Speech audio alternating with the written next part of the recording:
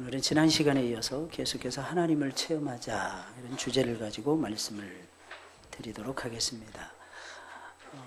지난주에는 하나님을 체험하며 살자, 하나님을 체험하며 살자 세 가지만 말씀을 드렸는데 사실은 세 가지에 국한되지 않습니다.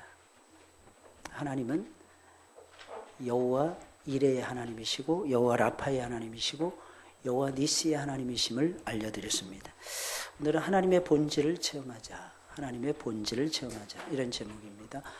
여러분, 우리의 삶은 어려울 때하고 어렵지 않을 때가 다릅니다. 그것도 완전히 달라요.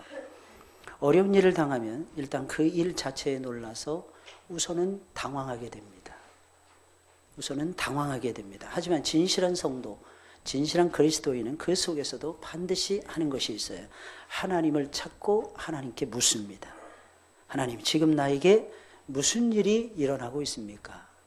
진실한 성도는 어려운 일을 닥치면 지금 나에게 무슨 일이 일어나고 있습니까? 라고 묻습니다.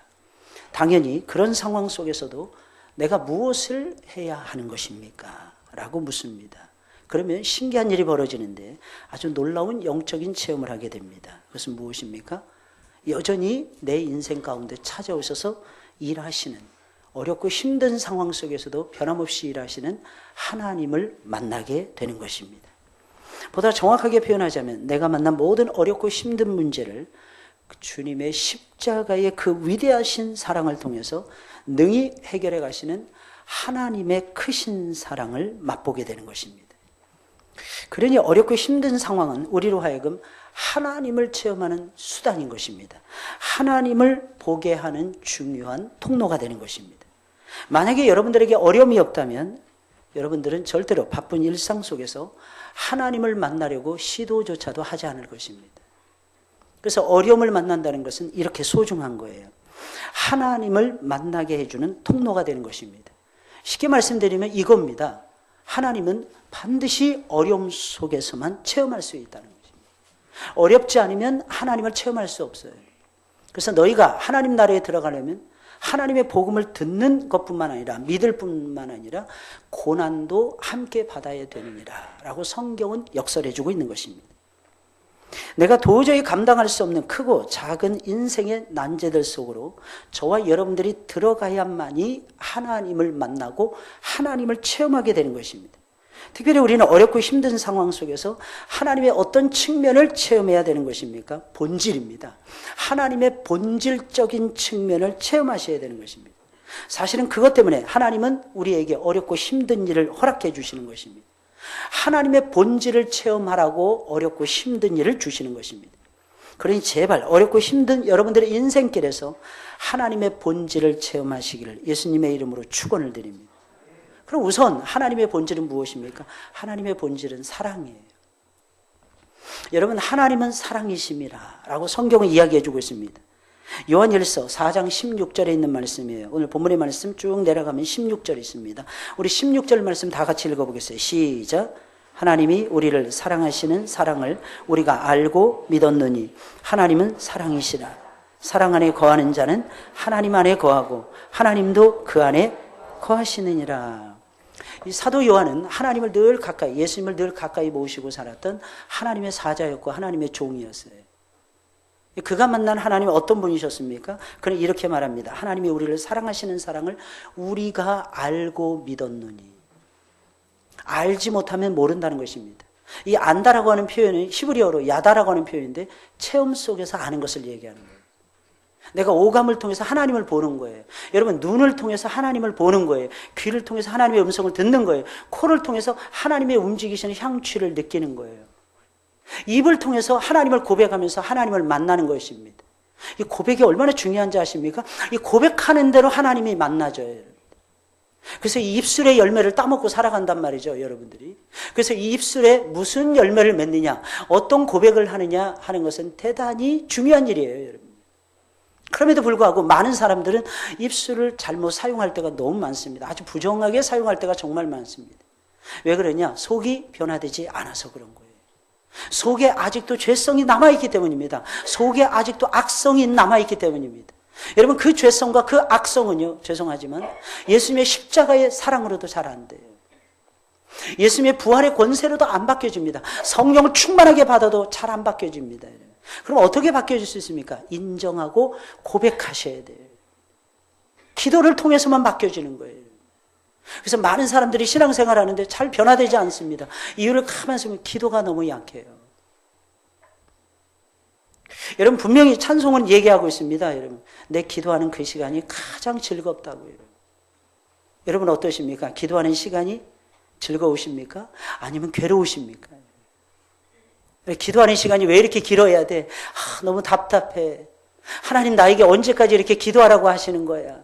여러분들이 기도를 즐기는 그날까지 하나님께서는 계속해서 여러분들을 코너로 몰아가실 것입니다.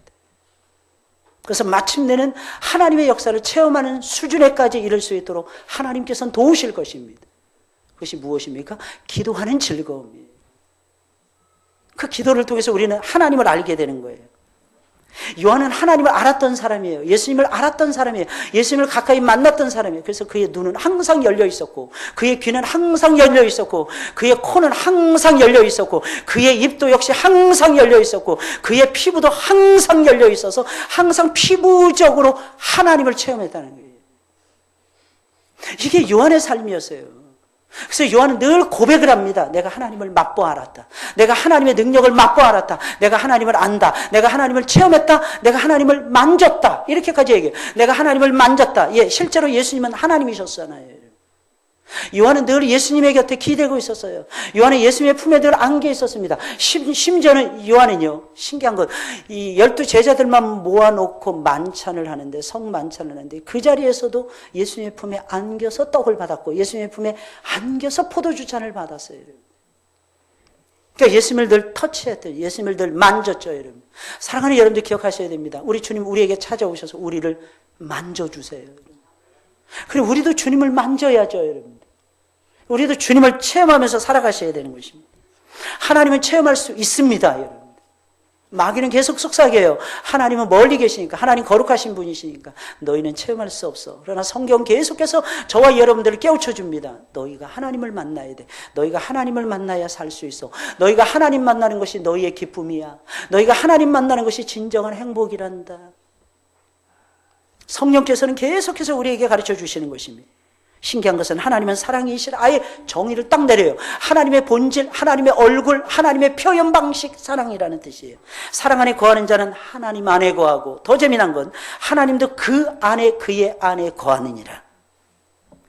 하나님의 대표적인 속성은 사랑입니다. 하나님은 완전한 사랑을 하세요. 하나님은 조건이 없는 사랑하십니다. 하나님은 완벽한 사랑을 하십니다. 그래서 그 사랑을 가르쳐서 아가페라고 부르는 거예요. 아가페의 사랑은 무조건적인 사랑을 얘기하는 거예요. 조건이 하나도 없는 거예요. 우정으로 나누는 사랑 필레오라고 얘기합니다. 거기는 주고받는 사랑이에요. 혈육 간에 나누는 스톨계적인 사랑이에요. 혈육이 반드시 연결이 돼야만 되는 것입니다. 그러지 않고서는 모르는 사랑이에요, 여러분. 남녀간의 청춘 남녀들의 뜨거운 불타는 사랑을 에로스의 사랑이라고 얘기합니다. 근데 많이 결혼해 보셨잖아요. 결혼해 보시니까 어떻습니까? 그 뜨거움이 생생하게 계속해서 이어집니까? 잘 이어지지 않죠, 여러분들. 인간의 사랑은 그토록 한계를 드러내는 것입니다. 그 에로스의 사랑을 극대화시키고 필레오의 사랑을 날마다 우정으로 끈끈하게 만들고 가족 간의 형제 간의 아픔과 사랑 모든 것을 극복하면서 제대로 된 사랑을 하려면 아가페의 하나님의 사랑이 부어져야만 되는 것입니다. 진정 완전한 사랑의 결정체는 주님이십니다. 하나님은 당신의 본질과 상반되게 일하실 수가 없어요, 여러분들. 하나님은 완전한 사랑의 표현이 없이는 절대로 움직이지 아니하십니다. 당신의 뜻을 저와 여러분들에게 알려주시지 않습니다. 나타내시지 않습니다. 우리를 사랑한다는 걸 확신시켜 주신 다음에나 우리 주님께서는 하나님의 뜻을 우리에게 나타내 보여주십니다. 그러니까 하나님의 사랑을 모르면 하나님의 뜻을 모르게 되는 것입니다. 사실은 하나님은 그렇게 하실 수도 없습니다, 여러분. 하나님은 항상 한 사람에게 또한 최선을 다하십니다. 최선을 주는 사랑을 하나님이 하고 계십니다. 이게 무슨 말이에요? 가장 좋은 것을 주신다는 거예요. 내가 보기엔 가장 좋지 못해 보이는 거예요. 그러나 하나님 편에서는 가장 좋은 거고, 내 과거를 알고 내 현재를 알고 내 미래를 아시는 하나님께서 지금 현재에게 내게 딱 맞는 것을 하나님께서 요구하고 계십니다. 딱 맞는 것을 하나님이 주고 계십니다. 하나님은 절대로 우리에게 차선을 주시지 않습니다. 하나님은 두 번째, 세 번째 주시지 않아요. 우리가 봤을 때는 우리가 이 탑 위에 우리가 올라가야 되는데 이 탑 위에 빨리 올라가야 되는데 하나님 이 탑을 안 주세요, 여러분들. 그러면 안 주셔서 다른 걸 나에게 하나님이 주셨어요. 그러면 나를 하나님이 최선을 다해 사랑하시지 않느냐? 아닙니다. 하나님은 나를 여전히 최선을 다해서 사랑하고 계시는 것입니다. 왠지 아십니까? 요 탑이 나를 망가뜨릴 수가 있거든요. 요 탑이 나를 교만하게 만들 수 있거든요. 요 탑이 나를 정직하지 못하게 만들 수 있거든요. 요 탑이 하나님의 십자가로부터 나로 하여금 멀리하게 만들 수도 있거든요. 그러면 나에겐 100% 손해거든요.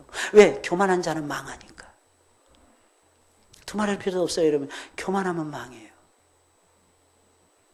우리를 겸손케 하시기 위한 하나님의 작업을 하십니까, 여러분? 하나님은 사랑을 하시는데도 노력하세요. 엄청나게 노력하세요. 이 사랑을 체험하시기를 예수님의 이름으로 축원을 드립니다. 아니, 하나님의 본질적인 사랑의 속성상 하나님은 절대로 우리에게 차선, 3선, 4선 줄 수 없어요. 쉽게 말씀드리면 이겁니다. 하나님은 머리를 주십니다. 하나님은 저와 여러분들을 머리 되게 하십니다. 그 머리 되게 하심이라는 건 다른 것이 아니에요. 하나님께 최고로 가까이 있는 자리에 저와 여러분들을 두신다는 뜻이에요. 하나님은 여러분들을 머리 되게 하신다니까요. 세상에서 1등 하는 것이 아니에요, 여러분들. 돈을 잔뜩 버는 것도 아닙니다. 물론 여러분들은 돈 많이 버셨으면 좋겠어요. 왜냐하면 여러분들은 선교하셔야 되는 사람들이니까. 돈을 많이 버는 목적이 무엇입니까? 여러분, 높은 자리에 올라가는 이유가 무엇입니까? 여러분, 하나님을 드러내기 위해서지. 내가 높은 자리에 올라가서 사람들 맨날 발밑에다 두고 그냥 군림하면서 이렇게 살라고 하나님께서 높은 자리를 주시는 것이 아니에요. 섬김이에요. 예수님 보세요. 요한복음 14장의 말씀을 보세요. 예수님 끝까지 섬기시잖아요. 제자들을 사랑하시는데 끝까지 사랑하시잖아요. 섬기시는데 끝까지 섬기시잖아요, 여러분들. 마음을 다하고 목숨을 다하고 모든 것 다 하셔서 사랑하시잖아요, 여러분. 하나님은 죄에 빠져서 하나님을 계속해서 대적하는 자들에게는 반드시 연단과 진노와 심판을 가져다 주십니다. 그런데 참 신기한 것이 있습니다. 하나님은 연단하시고 하나님은 저와 여러분 단련시키거든요. 그 연단이라는 단어가 굉장히 재밌습니다. 캐릭터예요. 영어로는 캐릭터. 그럼 연단이라는 단어는 뭡니까? 성품을 개발시켜주는 거예요. 하나님의 목적은 무엇입니까? 우리의 성향과 성품을 바꿔주시는 거예요. 근데 이 연단의 기본이 무엇인 줄 아십니까? 연단은 고통스러워요. 시련입니다. 고난입니다. 근데 참 신기합니다. 사랑이 항상 근거하고 있어요. 하나님이 저와 여러분들을 연단시키는 것은요, 하나님의 사랑의 발로라는 것입니다. 하나님이 우리를 사랑하신다는 명백한 증거라는 사실입니다. 근데 우리는 맨날 힘들 것만 생각해요. 하나님 힘들어요, 힘들어요. 그래서 하나님의 사랑을 깨우치지 못해요. 그때 하나님의 사랑을 발견하셔야 됩니다. 히브리서 12장 6절에 있는 말씀이에요. 주께서 그 사랑하시는 자를 징계하시고 그 받으시는 아들마다 채찍질하심이니라. 하나님은 아들들은 어떻게 채찍질하신다는 거예요. 그래서 보세요. 요셉의 12명의 형제가 11명의 형제가 있었습니다. 나머지는 전부 다 B급 신앙인들이에요. A급 신앙인은 요셉입니다. 근데 형제들은 편안하게 삽니다. 근데 요셉은 힘들게 지나갑니다.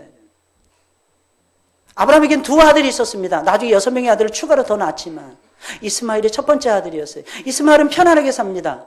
들나귀처럼 살아갑니다. 활치 굉장히 잘 씁니다. 사람들을 이루어서 12방백을 이루면서 자기가 거주할 수 없는 땅에 거주합니다. 그게 어디냐? 세일산이에요. 그 에돔의 12지파의 족속을 만들어내요, 여러분들. 근데 이삭은 어떻게 합니까? 그랄 땅으로 내려가요.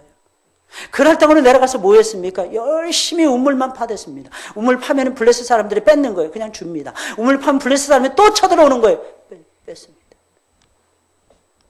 얼마나 심각한 위기 속에서 살아가고 있었는지 몰라요, 여러분들. 그리고 나중에는 좀 컸다 싶었는데 어려서는 이스마엘에게 고통스러운 시간, 환난을 겪고 고난을 겪고요. 나중에 좀 컸다 싶었는데 제물로 하나님 앞에 번제로 드리려고 아버지가 서서 시퍼런 칼을 아브라함이 들고 자기를 찔러서 죽이려고 하는 이 참담함까지 경험합니다. 여러분들 같았으면 이것을 그냥 받아들일 수 있겠습니까? 제일 힘든 것이 사랑하는 자의 배신 아닙니까? 아버지가 나를 배신했다고 생각할 수 있잖아요, 여러분들. 근데 이삭은 그대로 받아들입니다. 왜냐하면 나에게 생명 주신 분이 아버지야. 나에게 진실로 생명 주신 분이 하나님 아버지야. 두 아버지가 짝짝꿍이 돼서 나를 죽이려고 해. 그것이 주님의 뜻이고 아버지의 뜻이라면 이삭은 죽으려고 합니다. 신앙은요, 그렇게 신묘막측한 거예요. 근데 신기한 건 이삭은 하나님을 알아갑니다. 점점 하나님에게 빠져들기 시작을 합니다. 세상으로 빠져들잖아요. 세상 속에 사는데 세상으로 안 빠집니다. 세상 사람들은 전부 다 정욕적으로 사는데, 욕심에 이끌려 사는데 이삭은 그렇게 안 살아요. 하나님의 사랑을 맛보았기 때문입니다. 하나님의 본질이 사랑이기 때문에 하나님이 자신을 어떤 방식으로 나타내든지 잘 들으셔야 됩니다. 그것은 항상 최선이에요. 요한복음 3장 16절과 요한일서 3장 16절은 연결되는 구절입니다. 굉장히 중요한 핵심이, 성경 중에 성경이 요한복음이고 요한복음 3장 16절이 성경 전체를 요약하는 요약본입니다. 근데 요한복음 3장 16절을 사도 요한이 썼어요. 요한일서 3장 16절도 사도 요한이 썼습니다. 이 두 구절은 연결이 되고 있습니다. 하나님의 사랑이에요. 하나님이 세상을 이처럼 사랑하사 독생자를 주셨으니, 하나님의 사랑의 최고의 표현이 아들을 주시는 것이었어요. 하나님이 사랑했다는 거예요. 그 표현이 뭐냐? 아들을 주시는 것이에요. 여러분, 요한일서 3장 16절에 이렇게 말합니다. 그가 우리를 위하여 목숨을 버리셨으니, 아들을 주셨는데 그가 우리를 위해서 목숨을 버렸다는 거예요. 재미난 건 우리가 이로써 사랑을 알고 하나님의 사랑이 시작됐다는 거예요. 그리고 하나님의 사랑이 나중에 만들어졌다는 것입니다. 하나님의 사랑이 표현되기 시작했다는 거예요. 하나님의 사랑이 과정을 거쳐서 완벽하게 표현이 됐다는 것입니다. 그것이 무엇입니까? 아들이에요. 그 아들이 나를 위해서 십자가에서 죽는 그 놀라우신 사랑이었다고 하는 사실입니다. 하나님의 은혜는 사랑으로 시작되는 거예요. 할렐루야. 하나님의 축복은 사랑하면서 시작되는 것입니다. 사랑하니까 아들을 주시는 거예요. 로마서 8장에 있는 말씀이니까 그 아들을 내어주신 이가 너희에게 가진 좋은 것을 주시지 않겠느냐. 야고보서도 마찬가지입니다. 모든 온갖 좋은 것들이 빛들의 아버지께로부터 저와 여러분들에게 쏟아져 내려온다고 이야기하고 있습니다. 이유가 무엇입니까? 여러분들에겐 아들을 주셨기 때문에. 아들이 목숨을 번져서 죽는 거예요. 그래서 하나님의 사랑을 최고로 멋지게 표현하신 분이 예수님이십니다. 하나님이 저와 여러분들을 어느 정도로 사랑하셨을까요? 아들을 주실 정도로. 그 아들을 통해서 저와 여러분들의 죄가 없어지게 하실 정도로 그 아들을 번제로 태워서 드릴 정도로 하나님께서 우리를 사랑해 주셨다는 사실입니다. 그러니 이 크신 사랑을 깨달으셔야 됩니다. 이 크신 사랑을 발견하셔야 됩니다. 이 크신 사랑을 성경을 읽으면서 깨달으셔야 되고, 이 크신 사랑을 말씀을 들으면서 깨달으셔야 되고, 이 크신 사랑을 삶을 살아가면서 깨달으셔야 되고, 이 크신 사랑을 공부하면서 깨달으셔야 되고, 이 놀라우신 사랑을 일하시면서 깨달으셔야 되는 거예요. 이 크신 사랑을 교회에 오셔서 청소하시면서 깨달으셔야 되는 것이고, 이 놀라우신 사랑을 열심히 땀을 뻘뻘 흘리면서 전도하면서 깨달으셔야 되는 것입니다. 이게 사랑이에요. 이게 사는 거예요. 이게. 하나님의 사랑에 대한 우리의 믿음은 대단히 중요합니다. 하나님의 사랑에 대한 믿음이 있어야 된다는 뜻이에요. 특별히 십자가를 통해서 나타난 하나님의 사랑에 대한 굳건한 믿음이 필요한 시대입니다. 만약에 우리 안에 하나님의 사랑에 대한 믿음이 없다면 그 믿음은 언제 무너질지 몰라요. 언제 붕괴될지 모릅니다. 그래서 많은 신앙의 선배들은 한결같이 십자가를 통해서 하나님의 위대하신 사랑을 바라보았던 것이며, 자기 자신들을 그 사랑에 비추어서 발견했던 것이며, 자신들이 무엇을 할 것인가를 그 십자가에 투영되어진 그 사랑을 통해서 깨달았던 것입니다. 이유는 아주 간단해요. 하나님의 십자가를, 예수 그리스도의 십자가를 바라보지 않으면 한 치 앞도 내다볼 수가 없고, 여러분들 아무것도 이해할 수 없고, 특별히 하나님의 나를 사랑하신 계획과 하나님의 나를 향하신 섭리를 도무지 깨달아 알 수가 없기 때문인 것입니다. 우리가 처한 환경이 어떠하든지 그것과는 전혀 상관없이, 잘 들으세요 여러분들, 하나님의 사랑은 변하지 않습니다. 하나님의 사랑은 변함이 없어요. 혹시 사랑하는 여러분들 어제 싸우셨습니까? 여러분? 가뜩이나 추워 죽겠는데 싸움까지 하시고 얼마나 답답하시고 괴로우십니까? 여러분들? 혹시 교회에 오는데 마지못해서 마치 도수장으로 끌려가는 어린 양처럼 여러분 질질 끌려서 나오셨습니까? 그래 기분 나쁘게 멀찍이 우리 목사님 오늘 무슨 설교 감동적이게 하나 이러시면서 나하고 상관없는 말씀을 계속 목사님이 하시는구나 이렇게 생각하시는 분들이 계십니까? 여러분 꼭 기억해야 될 것이 있습니다. 여러분들의 모습이 어떠하든지 여러분들의 태도가 어떠하든지 하나님의 사랑은 변함이 없어요. 하나님은 여전히 여러분들을 사랑하시고 계시고 하나님은 여전히 여러분들의 환경을 이끌어가고 계시고 하나님께서는 반드시 여러분들의 삶에 축복을 주실 것입니다. 그것은 십자가의 공로 때문이에요. 하나님의 사랑의 위대하심 때문입니다. 내가 잘나서가 아니에요. 내가 똑똑해서가 아니에요. 내가 IQ가 160이 넘어서가 아닙니다. 여러분들. 내가 좋은 대학을 나와서가 아닙니다. 하나님이 열어주시기 때문이에요. 하나님이 열어주시는 사랑을 가지고 계시기 때문에 그렇습니다. 우리에게 닥친 모든 것을 반드시 십자가의 사랑으로 그래서 저와 여러분들은 바라보셔야 됩니다. 하나님은 십자가 부활을 통해서 우리에 대한 하나님의 사랑을 확신시켜주고 계세요. 그러니 십자가 부활이야말로 하나님의 사랑의 명백한 증거가 아닐 수가 없는 것입니다. 하나님의 사랑의 결정체, 하나님의 사랑의 완전체, 하나님의 사랑의 충만체, 그것이 무엇입니까? 십자가의 사랑인 것입니다. 그러니 사랑하는 여러분, 우리는 십자가의 사랑을 깨달아야 되는 거예요. 십자가의 사랑을 가슴에 두고 살아가셔야 되는 거예요. 십자가의 사랑이 하나님의 본질적인 사랑이라는 것입니다. 그러니 어떤 환경에 놓이시든지 하나님의 사랑을 묵상하세요. 어떤 환경에 놓이든지 하나님의 사랑을 기억하세요. 어떤 환경에 놓이든지 어떤 환경에 처하든지 하나님의 사랑을 의심하지 마세요. 여러분. 하나님의 뜻을 알고 하나님을 경험하고 싶어하기 전에 가장 먼저 깨달아야 되는 것이 있어요. 그것이 무엇입니까? 하나님의 사랑이에요. 어떤 사랑입니까? 나를 사랑하시는 하나님의 사랑이에요. 하나님은 나의 하나님이십니다. 여러분 시편의 말씀을 보세요. 150편을 읽으면서 계속요. 나의 하나님이란 구절에만 동그라미 치세요. 여러분. 나의 하나님, 나의 주, 나의 하나님, 나의 주, 나의 하나님, 나의 주, 나의. 여러분 이게 시예요. 시. 시라는 것이 다른 것이 아니에요. 하나님을 묵상하고 하나님을 고백하는 것이 시인 것입니다. 윤동주의 서시가 아름다운 이유가 무엇인 줄 아십니까? 하나님 앞에서 쓴 시이기 때문에 그렇습니다. 하나님 앞에서 여러분들의 인생을 바꿔보세요. 여러분. 하나님의 위대하신 사랑 앞에서. 하나님이 나를 엄청나게 사랑하신다는 것을 묵상하는 사람이 어떻게 좌절합니까? 어떻게 실망하고 어떻게 절망합니까? 하나님이 나를 사랑하시는 것이 보이는데 말이에요. 이것이 내 마음에 먼저 뿌리를 내려야 됩니다. 그 다음에 하나님의 뜻이 깨달아져요. 그 다음에 하나님의 선하심과 하나님의 신실하심을 맛보게 되는 것입니다. 하나님은 사랑의 관계를 위해서 우리를 창조하셨어요. 우리를 사랑하고 싶어서 창조하셨고 우리에게 사랑을 위한 최선의 노력을 다하고 계십니다. 하나님이 우리를 다루시는 방법은 사랑인 것입니다. 만일 하나님의 사랑이 완전한 사랑이 체험되지 않는다면 아직 하나님을 못 만난 것입니다. 하나님의 사랑은 완벽해요. 하나님의 사랑은 오감으로 충분히 느낍니다. 하나님의 사랑은 영적으로 충분히 느낍니다. 하나님의 사랑은 삶 속에서 충분히 느낄 수가 있어요. 왜냐하면 그분은 두말할 필요도 없이 살아계신 하나님이시기 때문에 그렇습니다. 이 한 가지를 여러분들이 믿으면 여러분들의 인생이 바뀌어질 것입니다. 두 번째로 하나님은 본질적으로 전지하십니다. 전지하세요. 하나님은 모든 것을 다 아세요. 여러분. 하나님은 모든 것에 대한 모든 지식을 다 갖고 계십니다. 여러분들의 과거, 현재, 미래 그 어떤 것도 잘 들으셔야 됩니다. 하나님의 지식의 범주를 벗어날 수 있는 것은 아무것도 없습니다. 하나님의 지식의 범주를 여러분들이 과거, 현재, 미래 숨어서 요나처럼 배 밑창에서 소용없습니다. 여러분. 아니면 산꼭대기에 올라가서 움막을 짓고 산다고 하든 하나님의 지식의 범주를 벗어날 수는 없습니다. 하나님의 레이더에 다 걸리게 되어 있습니다. 여러분들. 하나님은 초권능의 스텔스 레이더를 가지고 계시는 하나님이십니다. 사랑하는 여러분. 그래서 언제든지 하나님이 우리에게 자신을 나타내시고 인도하시는 것은 잘 들으시는 항상 옳습니다. 여러분.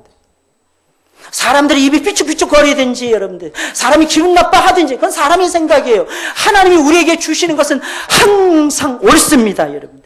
내가 시험에 떨어져도 하나님이 나에게 주시는 것은 항상 옳은 거예요. 여러분들. 내가 회사에 떨어지더라도 회사 입사시험에 떨어지더라도 하나님이 나에게 주시는 것은 항상 옳은 것입니다. 이유가 무엇입니까? 하나님이 나를 사랑하시고 하나님은 나의 모든 것을 아시는데 신기한 것은요. 하나님이 나에게는 마침내는 승리의 축배를 들 수 있도록 나의 삶을 축복으로 마무리를 해주시기 때문이라는 것입니다. 하나님께 여러 가지를 보여달라고 기도하신 적이 있을 것입니다. 그래서 그 중에서 한 가지를 고를 수 있도록 말해요. 여러분.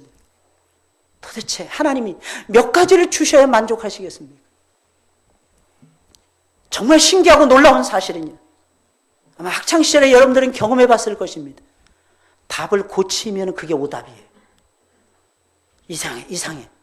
열심히 공부하고 시험을 딱 보잖아요. 그럼 첫 번째 쓴 게 답이야. 그 확률이 적어도 70%, 80%는 넘어갑니다. 그러니까 학생 여러분들 기억하셔야 됩니다. 우리 SFC 운동원들. 그냥 공부 열심히 했어. 그래서 나왔어. 근데 헷갈려. 처음 생각난 게 답이야. 무조건 그걸로 다 가. 하나님, 아니, 내가 책임질 수 없으니까. 하나님이 책임져 주실 거예요. 하나님 마찬가지예요. 우리 인생을 인도하시는데. 처음 가르쳐 준 게 있어요. 처음 딱 떠오른 게 있어요. 하나님이 우리 딱, 그러면 하나님이 딱 떠올려 주시는 장면이 있거나 하나님이 딱 떠올려 주시는 말씀이 있어요. 그게 하나님의 뜻인 거예요. 막 골치 아프게 이것저것 생각, 하나님 골치 아프신 분이 아니에요. 하나님의 속성 중에 하나가 뭔지 아십니까? 단순성이에요. 하나님만 가지고 계신 멋진 속성이 있는데 단순성이에요. 하나님 한 번 사랑 끝까지 사랑하세요. 하나님 한 번 복 주시면 계속 복 주십니다. 언젠가는 복을 주세요. 할렐루야. 염려하지 마세요. 물론 하나님의 뜻을 알고 행함에 있어서 그분의 뜻과 그분의 뜻을 실행에 옮기는 지침들을 명확하게 알게 될 때까지는 어느 정도 명확하게, 물론 세세 시시콜콜이 하나님이 알려주시지는 않지만 거의 대부분 어느 정도는 이거다라는 것을 알려주기 전까지는 기다리셔야 됩니다. 인내하시면서 기다리셔야 돼요. 인간의 지혜와 지식은 항상 부족해요. 항상 한계를 드러냅니다. 그래서 인간을 의지해서는 안 되는 거예요. 그럼 누구를 의지해야 될까요? 누군가는 의지해야 되잖아요. 하나님을 의지하셔야 돼요. 왜냐하면 하나님의 지혜와 지식은 부요하시기 때문에, 완전하시기 때문에, 하나님의 부요하심은 퍼펙트하십니다. 사실 우리는 하나님의 뜻이 항상 옳은 행동 지침인지에 관해서는 변론할 필요가 전혀 없죠. 어떤 때는 때로는 토론해야 돼요. 어떤 때는 방법을 토론해야 됩니다. 그러나 기억하셔야 됩니다. 하나님이 어떤 분인지는 토론하지 마세요. 성경이 나와 있는 대로 믿으세요, 여러분. 토론의 가치가 없습니다, 여러분들. 참 이상해요. 얼마나 우리가 미련하게 사는지 몰라요, 여러분. 토론할 것은 토론 안 합니다. 그럼 토론하지 말아야 될 것은 토론을 하지 않아요. 토론을 하면서 살아갑니다. 열심히 토론합니다. 그러니까 믿음이 안 자라요. 분별하셔야 됩니다. 토론할 부분은 어떤 것인지, 토론하지 말아야 될 것은 어떤 것인지, 이걸 분별하셔야 됩니다. 우리의 순종은 참 희한합니다. 하나님의 뜻이 전적으로 우리를 향해서 옳다라고 하는 것을 가르쳐주는 것이 우리의 순종입니다. 기드온의 300의 용사들을 보세요. 하나님의 요구는 얼토당토하지 않았어요. 아니 세상에 13만 5천 명이 벌떼처럼 몰려왔는데 3만 2천 명 겨우 모아놨더니, 그것도 칼 잘 쓰는 사람들도 아니에요. 말이 용사였지. 기드온을 비롯해서 전부 다 오합지졸들이었어요. 근데 하나님 말씀하십니다. 예, 많아. 두려워 떠는 자들은 돌려보내. 그래서 기도는 생각했을 것입니다. 한 100명 돌아가겠지. 3분의 2 이상이 돌아가 버립니다. 10,000명 딱 남아요. 하나님 말씀하십니다. 얘야, 이것도 많아. 하나님, 아마 기도는 그랬을 거예요. 하나님, 적은 벌떼처럼 들판을 가득 메우고 골짜기를 가득 메운 상태에서 우리를 향해서 진격해 오는데 우리가 어떻게 이깁니까? 하나님 많다네. 물속으로 끌고 가라. 물가로 데려가라. 하나님이 근데 답은 안 주시는 거예요. 그냥 물가로 끌고 가. 내가 남기라는 사람들만 남겨. 근데 9,700명이 무릎을 팍 꿇고 너무 갈증이 나니까 머리를 쳐박고 물속에서 물을 마십니다. 근데 300명만 딱 두 그룹으로 딱 나는데 300명만 손바닥에다 물을 딱 뜹니다. 그리고 주변을 살피면서 마치 나일강 유역에 서식하고 있는 개들처럼.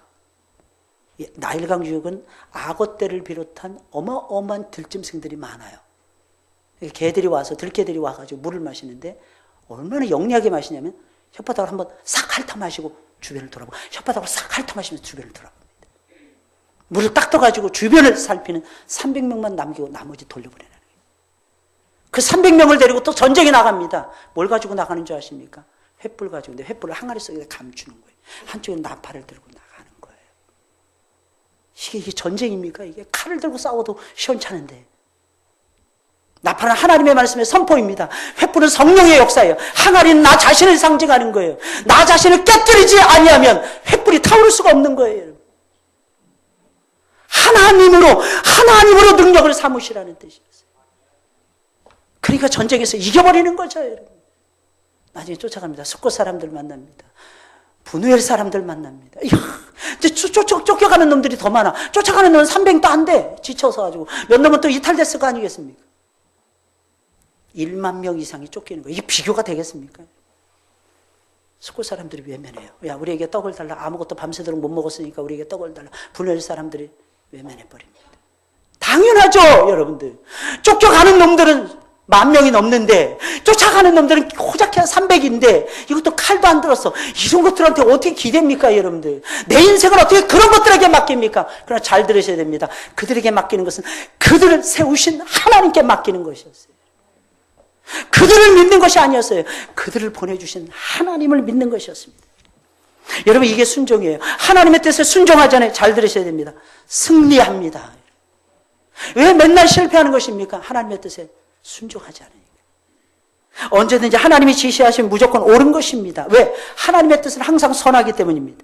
하나님의 뜻은 항상 최선이기 때문입니다. 우리는 하나님의 뜻이 최선인가 혹은 옳은가 이런 거 저와 여러분들이 신경 쓸 필요가 전혀 없어요. 여러분 물어볼 필요도 없습니다. 하나님의 뜻은 잘 들으셔야 됩니다. 항상 최선이에요.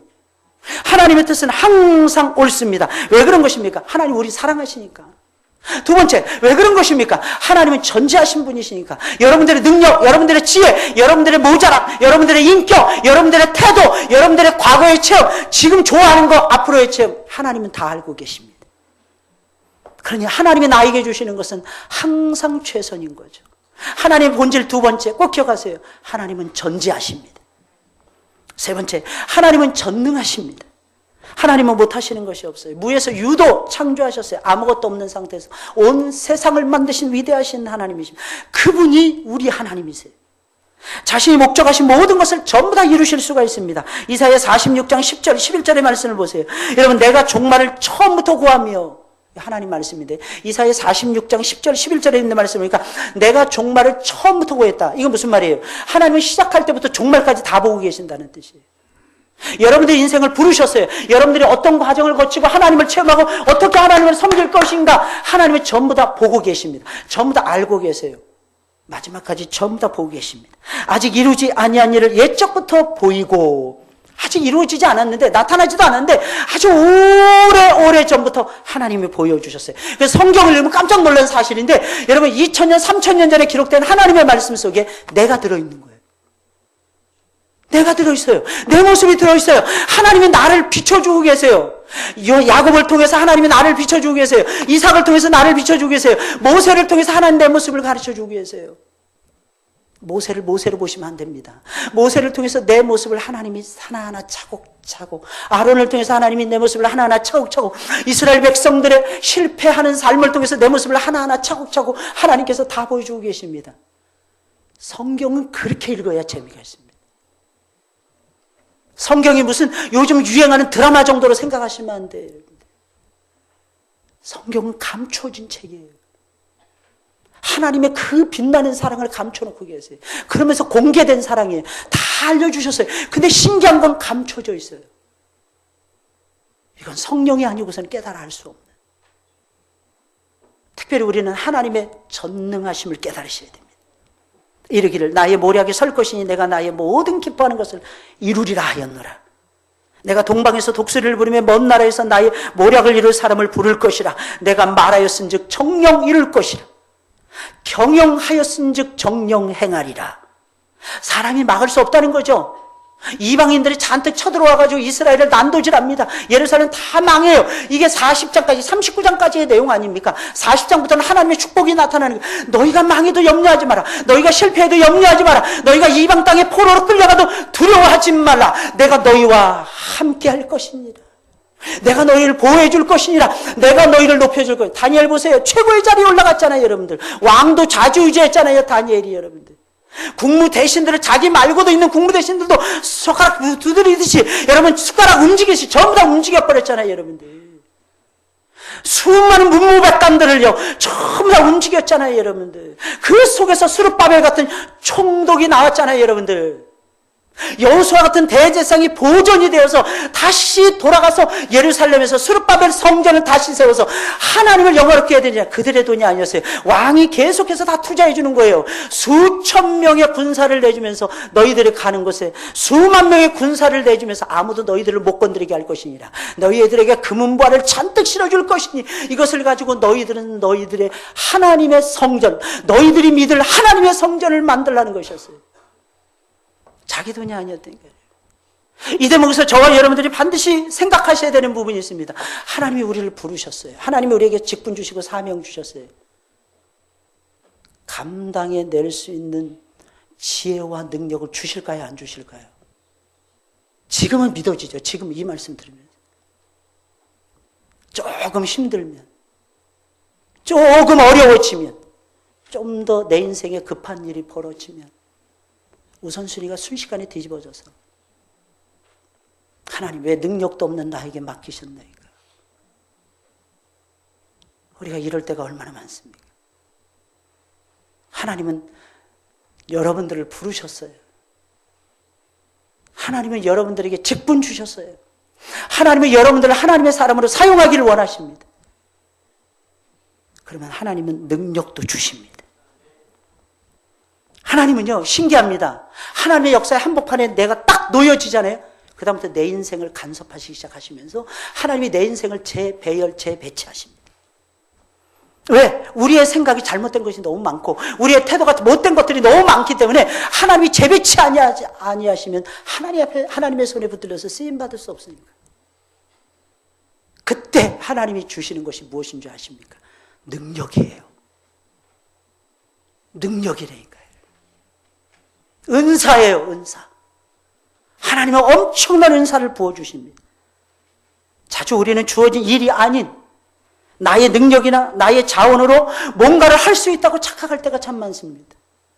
혹시 여러분들에게 하나님이 어떤 은사를 주셨습니까? 어떤 능력을 주셨습니까? 그 능력을 믿지 마세요. 그 능력은 상실될 수도 있어요. 그 능력은 없어질 수도 있습니다. 근데 신기한 건 그 능력을 주시는 하나님을 붙잡으시면 하나님은 또다시 새로운 능력을 주실 것이고 또다시 새로운 지혜를 주실 것이고, 왜? 세상이 바뀌어지니까, 사람이 바뀌어지니까 그 사람에 맞게끔, 그 프로그램에 맞게끔 하나님께서 여러분들에게 새로운 지혜와 새로운 능력을 주셔야 되는 것입니다. 하나님 마치 어린아이에게 하듯이 단순한 방법으로 자신을 알려주기 시작하실 것입니다. 우리가 어린아이처럼 하나님을 온전히 의지하고 순종하잖아요. 우리 앞에 펼쳐지는 인생을 새롭게 보는 방법을 깨우쳐 주실 것입니다. 아직도 여러분 눈이 닫혀 있습니까? 여러분들 하나님이 안 보이십니까? 이곳은 하나님이 임재하시는 곳이에요. 사실은 여러분들의 심령이 하나님이 임재하시는 곳입니다. 우리가 예수님을 영접하고 구주로 딱 믿는 순간 하나님이 내 안에 들어오세요. 그리고 나는 주님 안에 거합니다. 내 인생은 절대로 내 마음대로 해서는 안 돼요. 내 마음대로 하면 망합니다. 하나님이에요. 하나님. 하나님. 나를 최고로 사랑하시는 하나님. 나에 대해서 모든 것을 하시는 하나님. 그 하나님의 뜻은 항상 옳을 수밖에 없죠. 나에게 엄청난 능력을 부어주시는 위대하신 하나님. 혼자서 싸울 때는 삼손처럼 능력을 주실 것이고, 여럿이 연대해서 싸울 때는 다윗처럼 솔로몬처럼 지혜를 주실 것이고. 참 신기하지 않습니까? 하나님의 본질 세 가지를 살펴보았습니다. 하나님의 뜻을 알고 행하는 데 있어서 엄청난 영향을 끼치게 될 것입니다. 하나님은 사랑이시기에 하나님의 뜻은 항상 최선입니다. 하나님은 전지하시기에 하나님의 인도하심은 물어볼 필요도 없어요. 그냥 쫓아가세요, 여러분들. 예, 하나님, 오늘 제가 감동받은 대로 따라갈게요, 하나님. 하나님은 전능하신 분이시기 때문에 내 스스로의 지혜나 능력으로 살아서는 안 되고 하나님의 능력으로 살아야 돼요. 하나님의 지혜로 살아야 돼요. 여러분 그렇게 살다가 승리를 체험하시길 예수님의 이름으로 축원을 드립니다. 승리가 눈앞에 보이지 않나요? 우리 찬송 부르겠습니다. 425장이에요. 425장. 나 캄캄한 밤 죄의 길에. 425장이에요.